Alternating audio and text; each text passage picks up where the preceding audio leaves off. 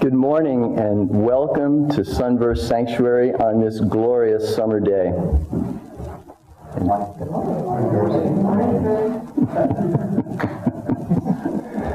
Thank you so much for being here with us today. We appreciate your presence so much.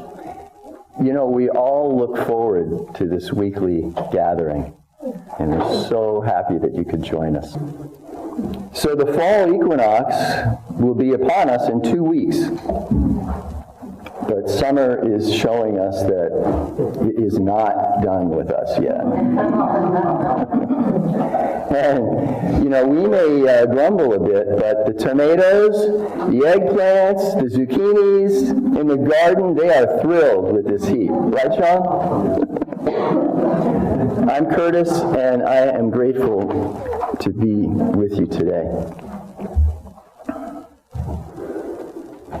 This week's topic is self-control, the key to soul freedom. And the accompanying quote from Paramahansa Yogananda is so helpful. He said, "Freedom is the power to act by soul guidance, not by the compulsions of desires and habits." So we're considering soul freedom, soul guidance. And I wondered, well, just what is the soul? How does the soul fit with other terms that we use, like true self, pure self, real self, higher self, self with a capital S? In the introduction to his master work titled The Second Coming of Christ, the Resurrection of the Christ Within You, Yogananda offered this. Self is capitalized to denote the soul, our true identity, in contradistinction to the ego or the pseudo-soul, the lower self with which humankind temporarily identifies through ignorance of our real nature. So, true self, pure self, higher self, they are all references to the soul. And Yogananda continued, self-realization is the knowing in body, mind, and soul that we are one with the omnipresence of God.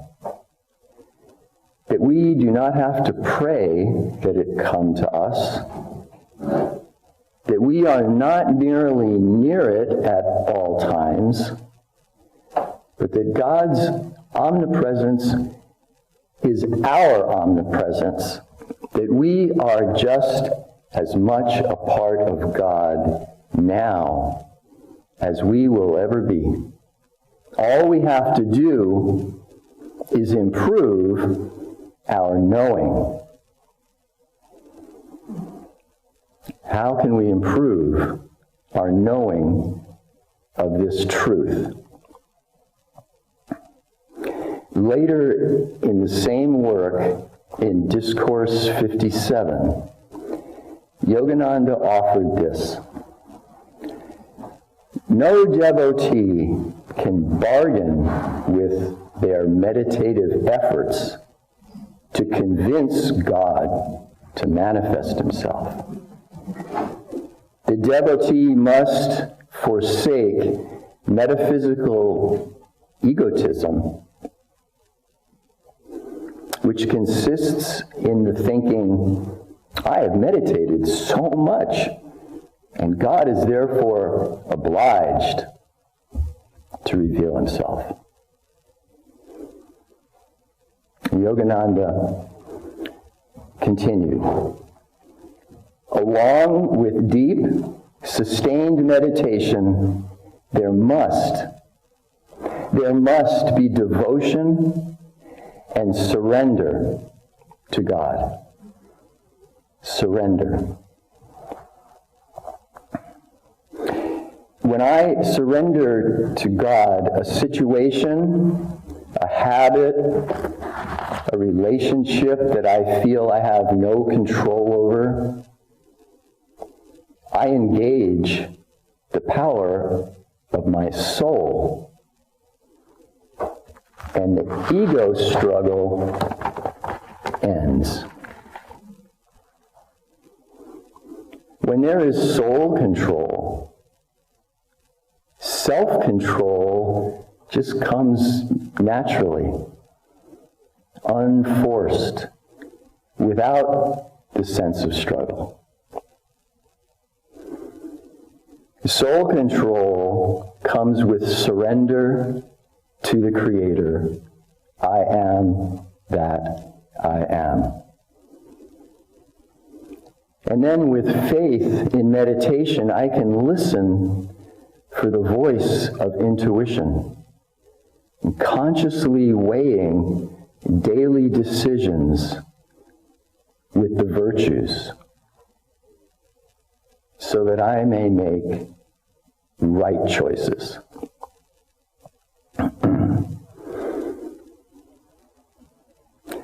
As one of my favorite poet-songwriters put it, with the power of soul, anything is possible. With the power of soul, anything is possible. With apologies to Jimi Hendrix. From the song The Power to Love, from his live album, The Band of Gypsies. I'd like to share an experience that I hope illustrates the natural unfolding of soul guidance. One of the great opportunities of my life was to teach scuba diving to the students at Westmont College in Montecito. I taught there for 12 years, and every class was a wonderful adventure. Among many other things, scuba divers learn about breath control, water pressure, and buoyancy. And we spent hours in the pool working on these skills, getting used to the equipment before we went near the ocean. During the last pool session, we did the lift bag exercise. I put a 50-pound weight at the bottom of the 12-foot deep pool and asked the students to take turns going down and trying to bring the weight up. And of course, no one could.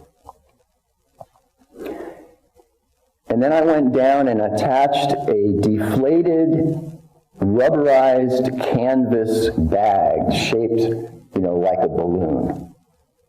Attached that to the weight on the bottom of the pool.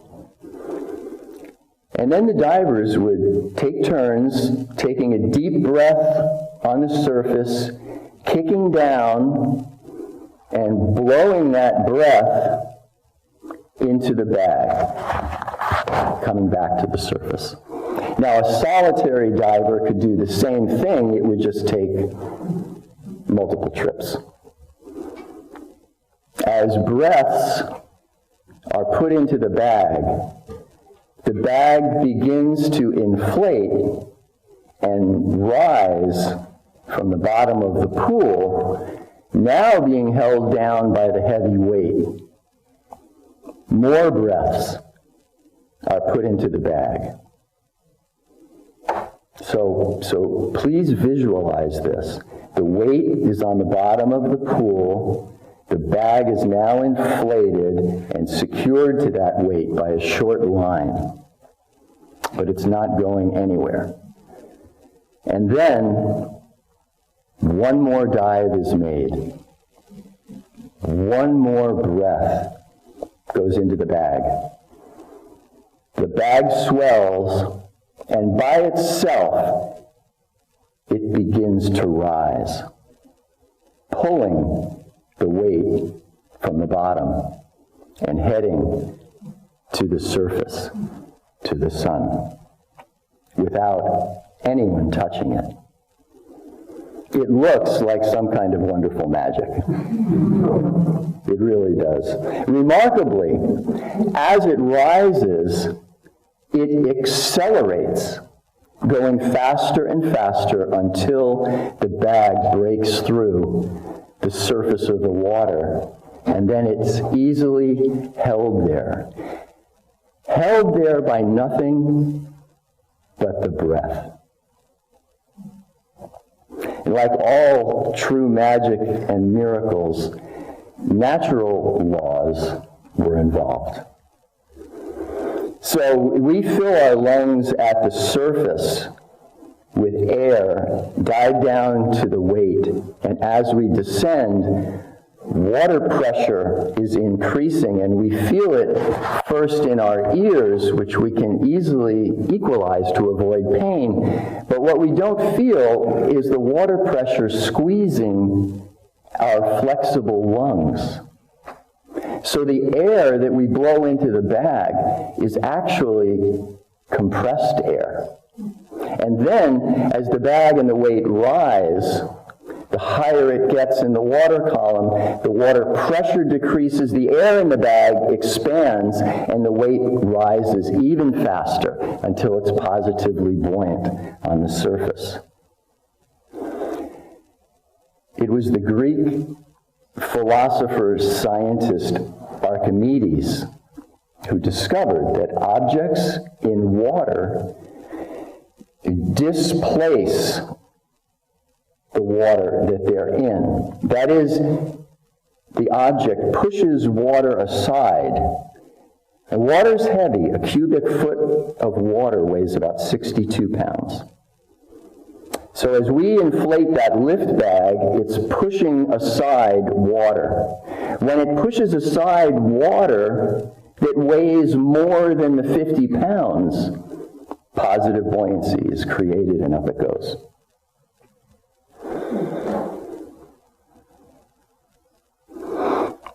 There's a contemporary translation of the Bible called The Message, and it captured this idea that the soul control can come naturally with prayer and meditation. In the book of Philippians, chapter 4, verse 7, this translation reads, "It's wonderful what happens when Christ displaces worry at the center of your life." If the weight at the bottom of the pool is a burden that we struggle with beyond our self-control, we can breathe into it in our meditations. We can surrender it to God. And the consciousness of Christ will displace the weight of our burden without struggle.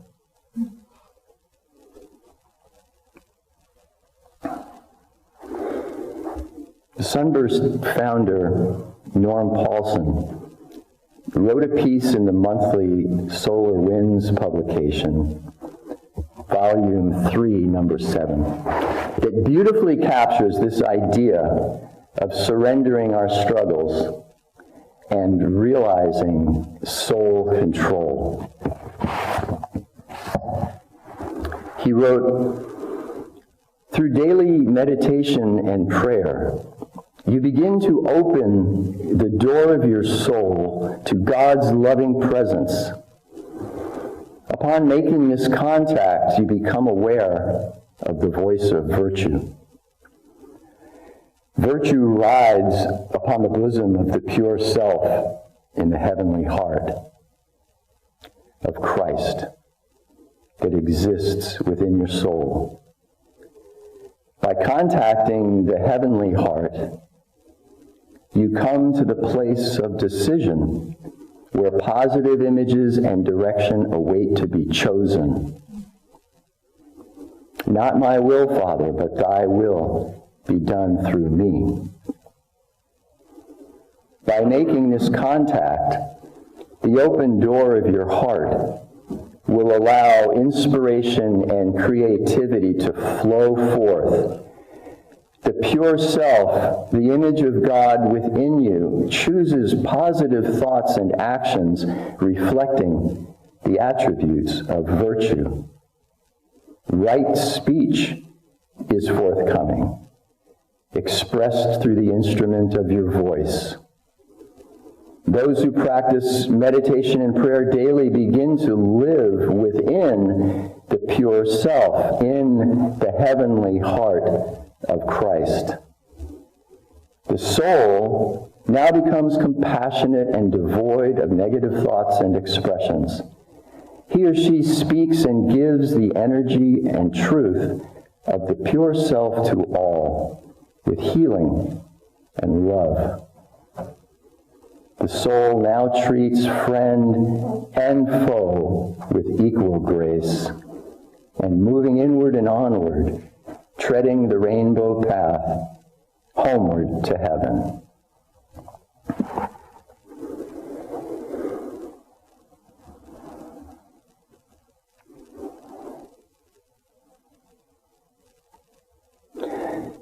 Let us take these thoughts and images with us now into a 15-minute silent meditation.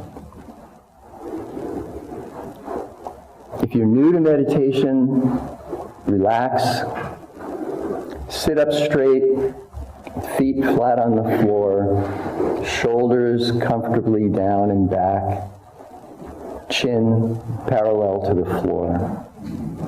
And then just breathe deeply and naturally, with nothing forced.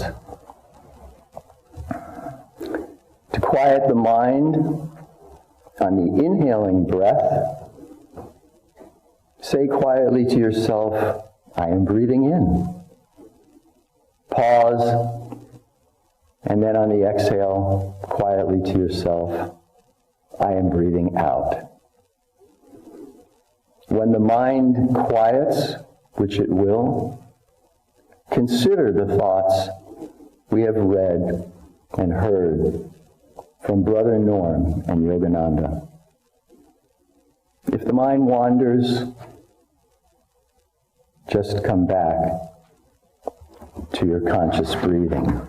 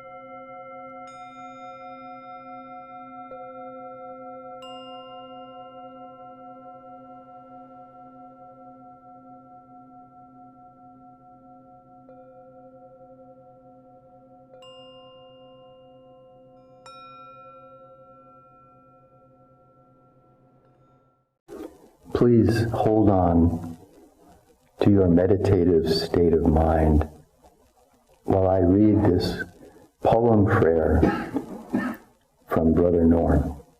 Awaken me, O light, rise within my soul. Come and take me now to sing the song of old. The song that moves the stars and spins the worlds too. The song that gave us life and lives in me and you. I am a child of God. I walk upon this land, calling out your name. I am that I am. Awaken me from dreams. I only want to see the glory of your light, shining in eternity, shining inside of me. Amen.